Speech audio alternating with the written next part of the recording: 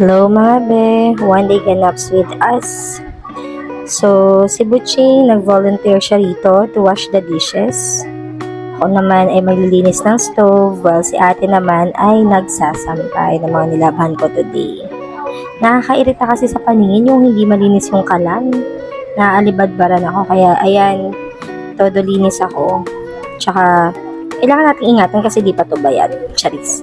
Ayan, so madami ako nilinis dyan na part ng aking kalan kasi ayoko talaga siya nabababara ng mga dumi, yung mga parang napagpuluan ng pagkain. Ingat na ingat ko to kasi isa to sa mga napundar ko sa sarili ko.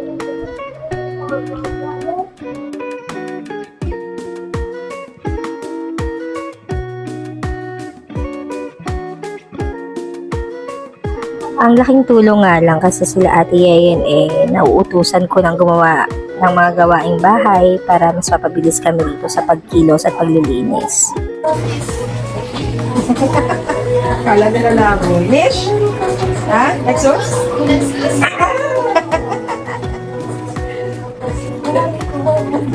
Alam na talaga eh. Tuyo na ka, baby? Hindi pa masusuot. Exos? Hindi pa masusuot yun, baby. Hindi pa masusuot. Pagtayo na lang ha. Hindi po ka naman pangako, mami. Hindi mo na ako nilalabas.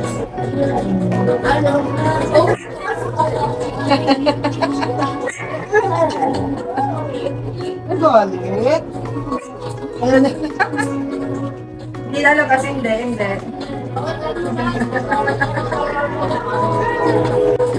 Kahit bumalik-balik ka sa akin, hindi pwede. Hindi mo na. Diyos, naman nyo. Hindi mo na. Kasi basa pa yun, tsaka maulan. Ano pa kayo sa labas. So sinala nga, okay lang dito sa loob.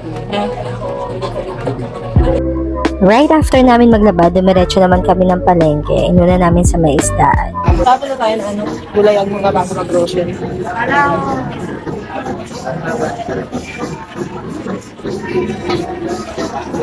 And here we are on our way to the gulayan muna before kami pumunta ng grocery. Kasama ko nga palang aking Ate Yayen. So napakatirik ng araw. Dumiretso muna kami sa may gulayan at bumili kami ng ilang mga gulay-gulay, rekado, kasi paubos na rin yung mga stocks. And then right after naman, dumiretso na kami sa grocery. Namili lang kami ng ilang stuff dito na kakailanganin namin sa bahay. Hindi naman masyadong madami. Plus the fact na nagpalamig na rin kami kasi sobrang init nga po sa labas. And here is Ate Yayen, kumuha na ilang chicherya. At napadaan pa kami sa mga pet dog section. Ayan, naisip agad ni Ate Yayen na bilhan ng kung ano-ano mga aso namin.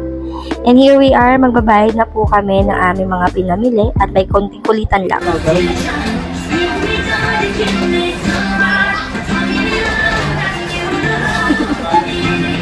Magalit agad. Grabe yung mukha ako. Kasiopaw na. Estadong siopaw. Tawan-tawa ha. Nung gabi naman ay nagkaroon ako ng client meeting for my upcoming event. And we're finally back home. Makakapagpahinga na rin po kami sa isang buong araw na ganap. At ito ay kasama ko sila Ate Yayen na ang aking mga 3 fur babies. Thank you for watching guys. See you on our next vlog.